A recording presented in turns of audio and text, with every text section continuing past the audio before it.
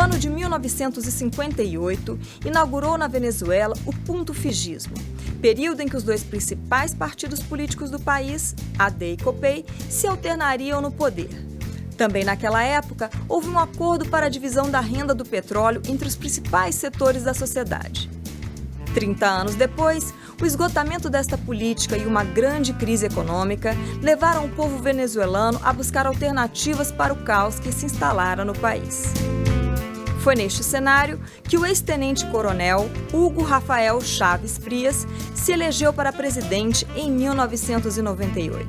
Sua ampla maioria de votos foi conquistada a partir da promessa de grandes transformações em uma democracia que nominou de participativa e protagônica.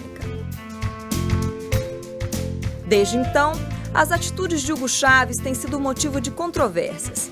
Para uns, ele está trilhando um governo de caráter autoritário. Para outros, está construindo uma democracia baseada em inclusão social. Com 2 livros sobre a Venezuela em tempos de Chávez, o jornalista, historiador e professor da Faculdade Casper Líbero, Gilberto Maringoni, é o convidado do Ponto de Vista. Maringoni vê com otimismo o modelo chavista. Ele acha que a Venezuela é uma democracia com problemas como qualquer outra no globo. Olá, Gilberto Maringoni. Muito obrigada pela sua presença aqui no Ponto de Vista. Eu que agradeço, Malena. É um prazer estar aqui com você. Bom, você mais do que eu deve saber que a Venezuela é objeto de discurso, de argumentos apaixonados em relação a ser uma democracia ou ser um regime autoritário. E você, nos seus 2 livros sobre o tema, nos seus artigos, deixa clara uma visão otimista sobre a democracia na Venezuela. O que te faz ter essa grande convicção? Olha, eu acho que a gente tem que olhar a Venezuela, evidentemente a gente olha o tempo presente, mas a gente tem que ter em mente alguns anos pregressos de perspectiva do que é a Venezuela, do que é a construção da democracia, do que são as instituições do país e como a Venezuela enfrentou uma pesada crise nos anos 80 e 90. A Venezuela vive, na verdade, um processo de reconstrução. Uma reconstrução que foi fruto, ela viveu uma crise que foi fruto de uma queda muito grande dos preços do petróleo nos anos 80 e 90. É um país dependente do petróleo. É o 4º ou 5º maior produtor de petróleo do mundo, a economia é toda centrada no óleo e as oscilações dos preços no mercado internacional fazem com que a economia também oscile. E quando houve uma baixa vertiginosa, não só econômica, mas também nas instituições, na qualidade de vida, nos empregos, nos salários, nas empresas e tal. Isso dentro do período do puntofijismo, né? Isso no período democrático da vida venezuelana, que começa em 61, depois de uma ditadura militar que durou toda a década de 50, e durante quase 40 anos a Venezuela viveu um período democrático, mas uma democracia baseada nos preços do petróleo e que tinha muito de uma democracia de fachada. Você tinha o funcionamento dos poderes, você tinha eleições, mas você não tinha uma possibilidade de organização do movimento popular, de uma liberdade total de opinião. Esse modelo quebra com essa queda dos preços do petróleo.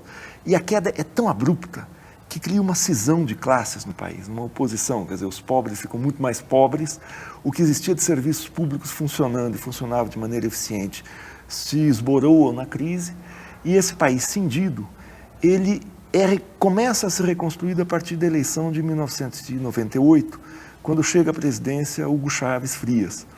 E a situação era tão dramática que a primeira tarefa foi reconstitucionalizar o país. É um país que estava vivendo essa crise, essa hecatombe social, e aí você tem que estabelecer novas regras de convivência entre as classes sociais, entre os cidadãos, entre as empresas, entre as entidades, entre a associação, enfim, como é que fica o ordenamento jurídico institucional do país. E uma segunda tarefa que o governo se propôs nesse período foi recompor a esfera econômica. Nessa situação, a Venezuela é um país que vive uma excepcionalidade na América Latina, viveu de início, mas ficou claro nesses últimos 10 anos, e aí eu falo que a gente tem que ter uma perspectiva de longo curso e uma perspectiva aberta. Ela vivencia, com as particularidades locais, um processo político que tomou conta de toda a América Latina nesses últimos anos. Embora os governos eleitos a partir do ano 2000 no qual estão incluídos os governos Kirchner na Argentina, Morales na Bolívia, Lula e Dilma aqui no Brasil, o Lugo no Uruguai, Pepe Mujica Lugo no Paraguai, Pepe Mujica no Uruguai, eles têm em comum ser uma reação a um modelo de desenvolvimento dos anos 90 centrado na venda de ativos estatais, nas privatizações, enfim, naquilo que se convenciona a chamar deixar o mercado regular a economia. Eu me alonguei um pouco, mas a gente tem que ter em mente o seguinte: essa democracia venezuelana, ela não é perfeita. Aliás, nenhuma democracia no mundo é perfeita. Se você olha para os países que você fala plenamente democráticos, eles não são tão democráticos assim. Eles sempre têm. A vida real é diferente das teses. Mas a Venezuela vive, dentro das possibilidades do país, um processo democrático bastante interessante.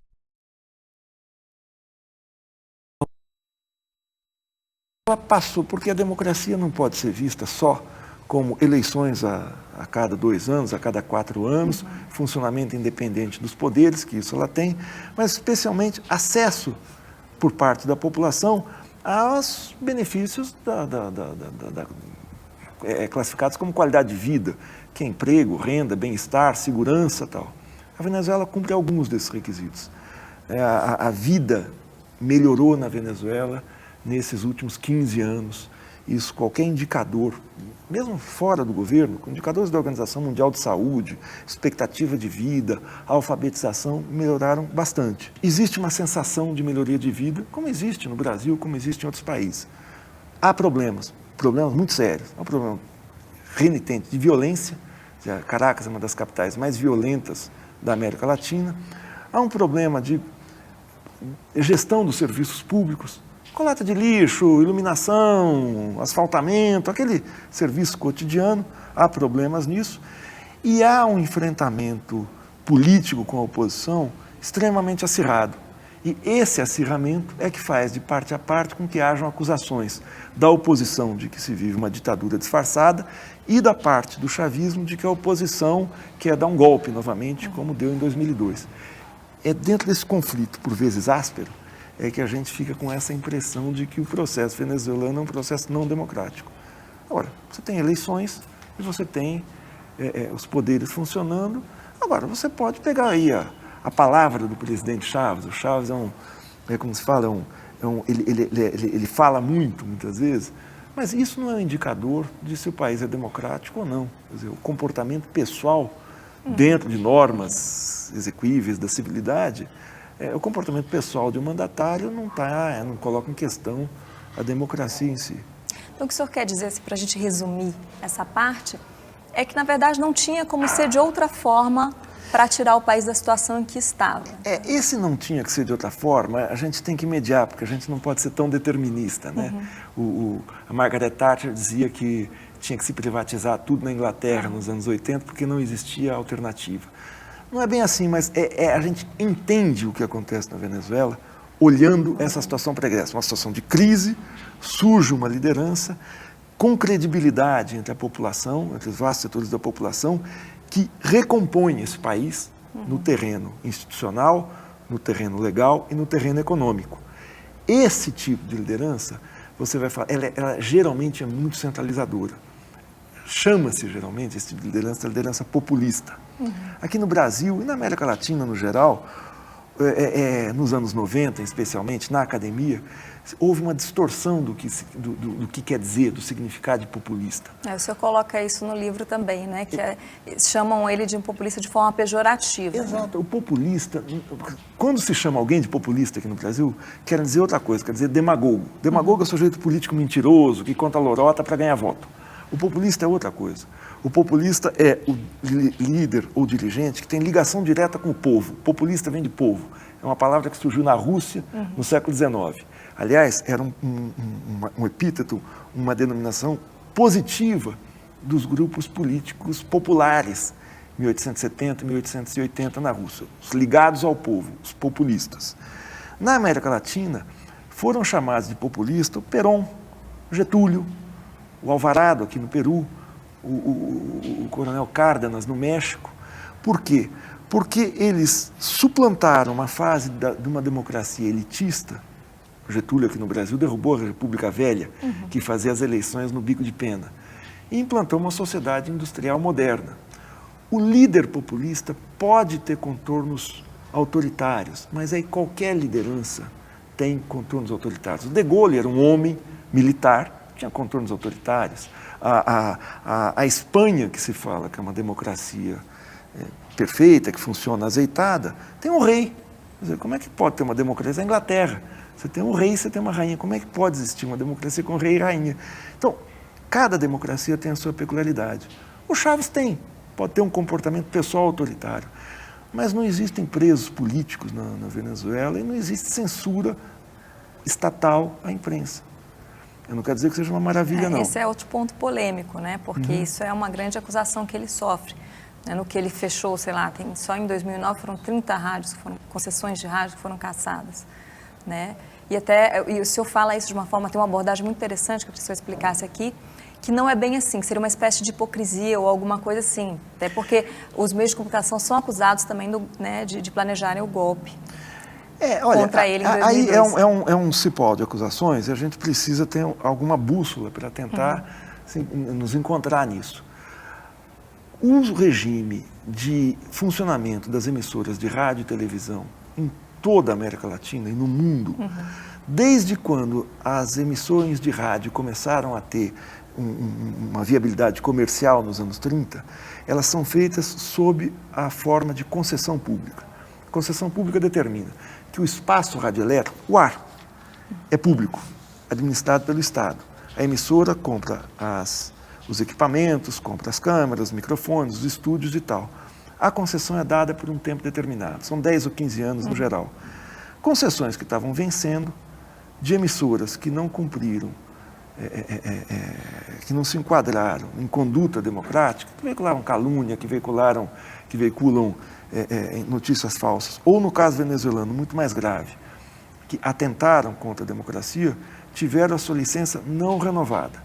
Quando eu falo atentaram contra a democracia, alguém pode que está nos assistindo falar, lá vem aí um chavista falar que atentou contra a democracia como figura de retórica. Não é figura de retórica.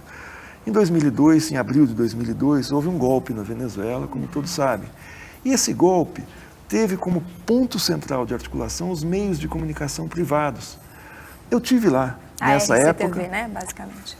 Não, todas elas, todas as privadas. Eu tive lá um mês depois do golpe e voltei 12 vezes depois para a Venezuela. É impressionante, eu nunca tinha visto aqui no Brasil algo semelhante. O nível de acusação que se fazia ao presidente nos programas de televisão, começando chamando de mestiço como uma acusação racista, de débil mental, namorada do Fidel Castro, de amante do Gaddafi, e daí para baixo. Eu vi até um programa que foi um psicólogo explicar como é que o formato do rosto do Chávez mostrava que o cérebro era menor que a mandíbula, e isso mostrava que ele tinha alguma debilidade mental. Isso na TV aberta. E os programas de humor, os programas noticiários, até os programas de receita culinária veiculados pela manhã, davam um jeitinho de atacar o Chávez. Eu nunca tinha visto tamanha agressividade no meio de comunicação. Então, existe uma Só antes da gente língua continuar solta. Assim, por que o senhor acha que tem tanta agressividade? Porque você tem uma sociedade conflagrada de alto a baixo. A Venezuela, essa quebra que houve na convivência, essa crise dos anos 80, acirrou em muito os conflitos sociais na Venezuela. Quer dizer, você pauperiza a população, você concentra a renda, a violência aumentou muito, o tipo de expectativa de vida que uma pessoa das classes baixas, das classes populares, a expectativa que tinha de ascender na vida, que qualquer pessoa tem, na Venezuela nos anos 80 e 90 isso se anulou. O sujeito falava, eu estou trabalhando aqui, eu estou estudando para nada, não tem sentido. Então, isso acaba gerando um caldo de acirramento na convivência, no pacto de convivência cidadã numa sociedade. Então, o acirramento não está no Chávez na oposição, o acirramento está de alto a baixo na sociedade. O acirramento de Chávez e a oposição é a expressão disso. E esse acirramento se materializou também nos meios de comunicação e na articulação que houve em 2002 entre um setor expressivo das Forças Armadas, a Igreja Católica, uma parte do empresariado, a embaixada americana e os meios de comunicação. Mais uma vez, não é um chavista acelerado que está falando. Isso foi comprovado com documentação, todos os setores admitem que fizeram isso.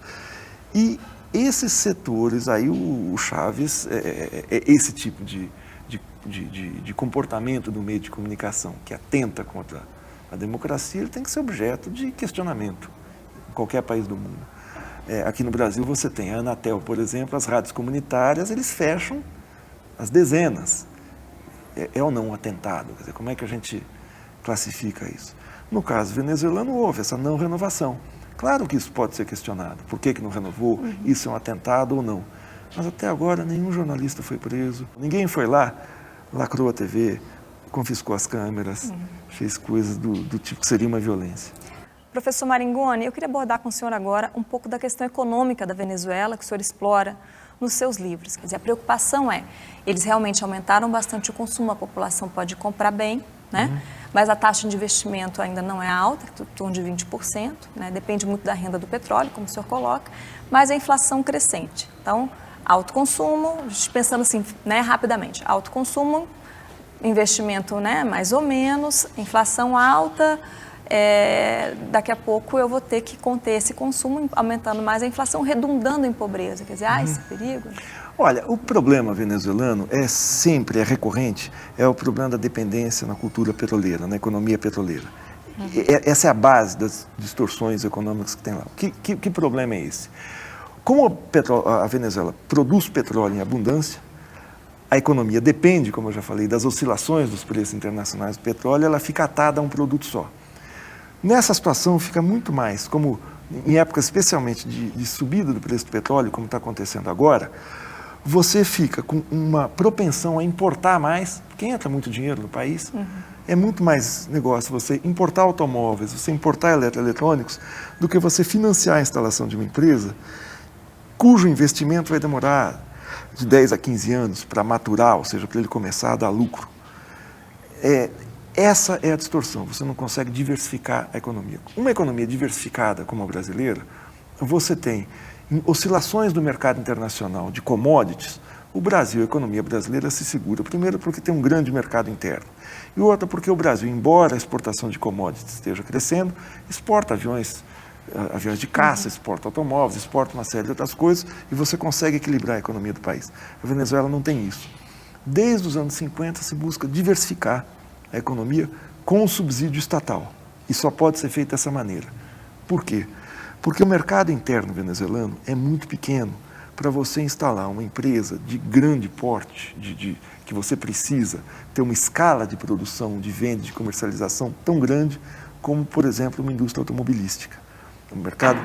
E como a Venezuela é um país em que a renda petroleira provoca uma distorção na moeda, ou seja, entra muito dinheiro, as reservas no Banco Central sobem, e a moeda nacional, o Bolívar, tende a se valorizar em relação ao dólar, por exemplo. Então, a produção interna da Venezuela tende a ficar mais cara do que os produtos importados. Então, você produz carro na Venezuela, você consegue fazer com que ele seja consumido só no país. É muito difícil esse carro ser exportado numa situação em que o petróleo esteja subindo e esteja entrando muito dinheiro. Essa é a distorção.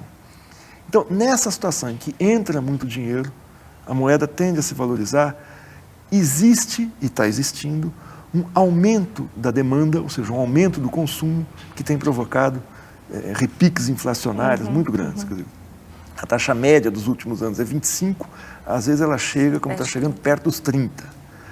Como é que isso como é que se lida com isso internamente? É um grave problema.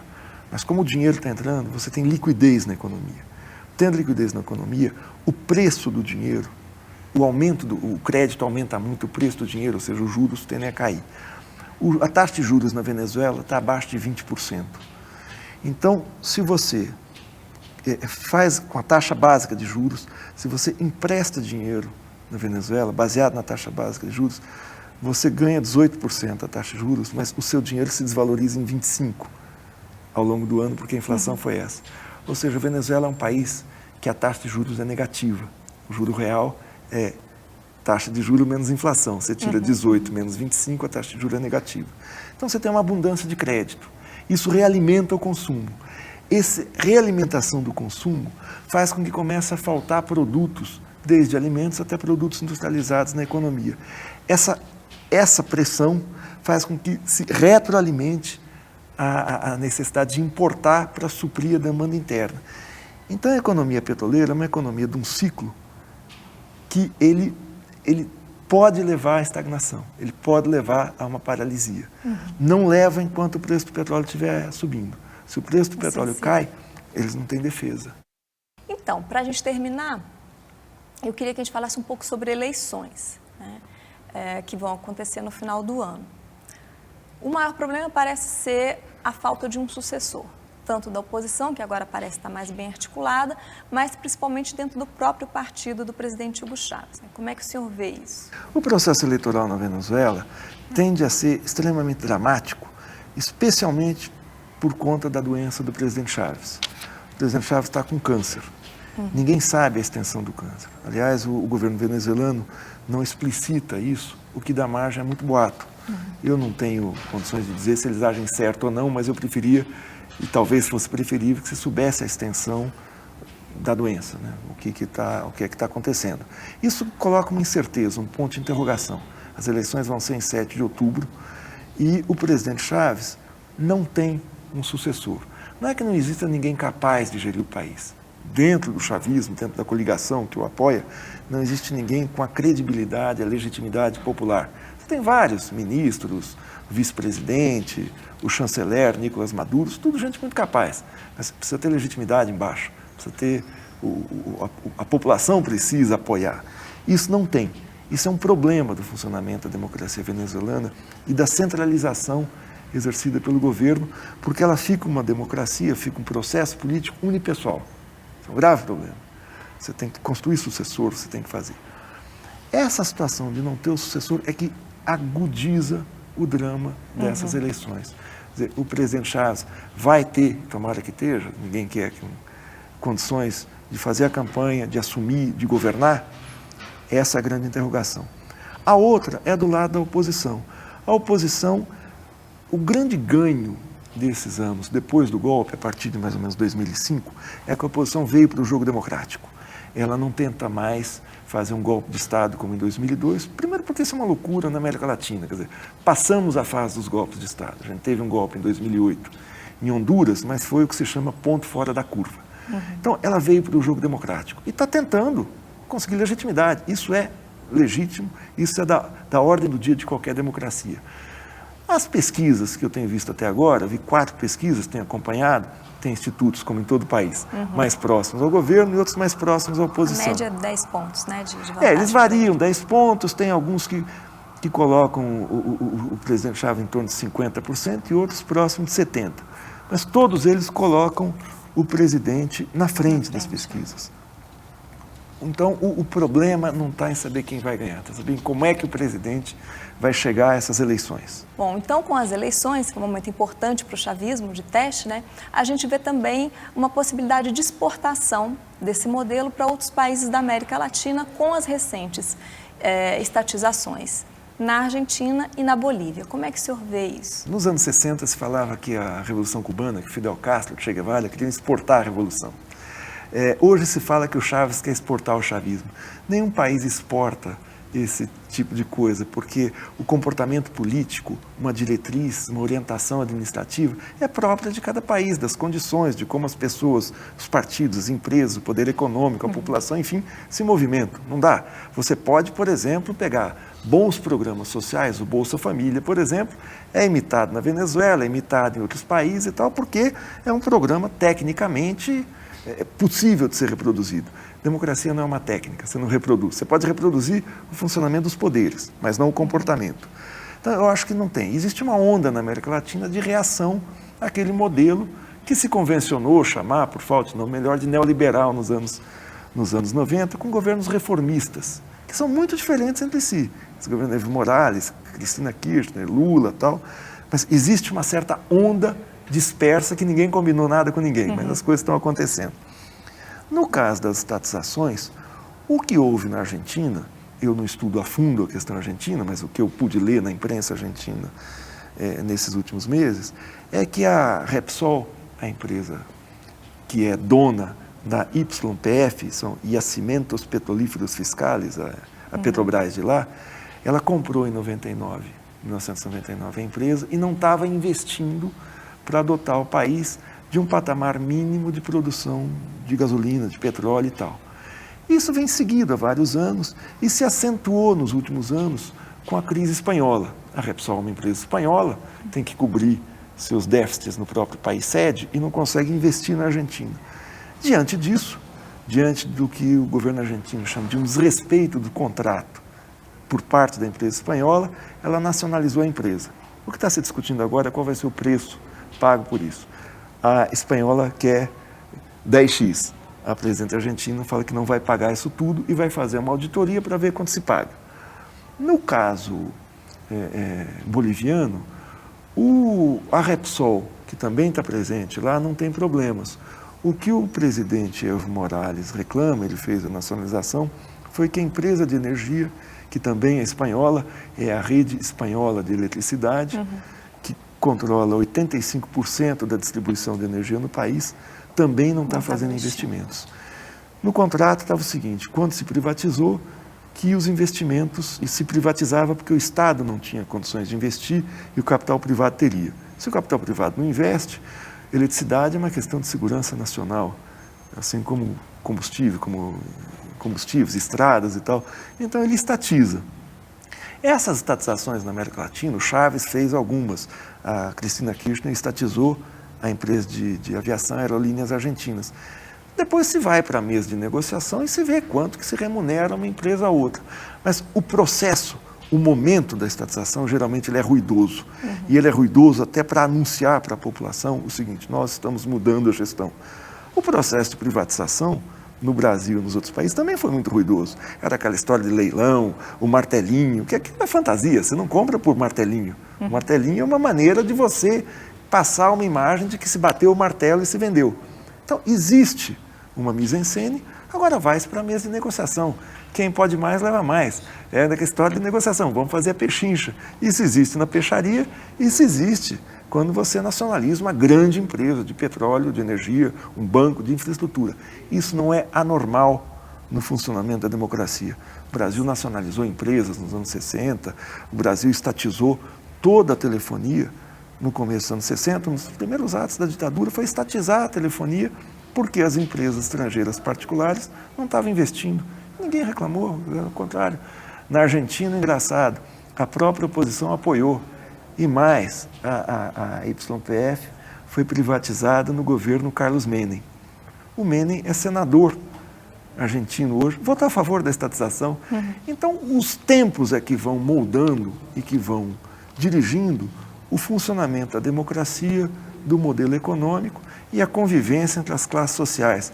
Mas o muito importante é isso, quer dizer, o que você colocou no início, é que isso não prejudica a democracia, por mais particularidades que ela tem em cada país. Certo. Gilberto Maringoni, muito obrigada pela sua entrevista, pela sua participação aqui no programa. Eu sei que esse é um tema importante, que daria para a gente ficar aqui falando muito mais, né? Eu é que agradeço, Malena, eu falo demais, mas eu acho que esses temas apaixonantes não tem como a gente ser muito frio. A gente tem que ter sempre uma dosagem, uma visão o máximo distante, mas são temas empolgantes, qualquer um toma partido tal de um lado do outro, por mais que a gente queira ter um distanciamento crítico desse processo. Certo, obrigada. E obrigada a você também que nos assistiu até agora e até o próximo Ponto de Vista.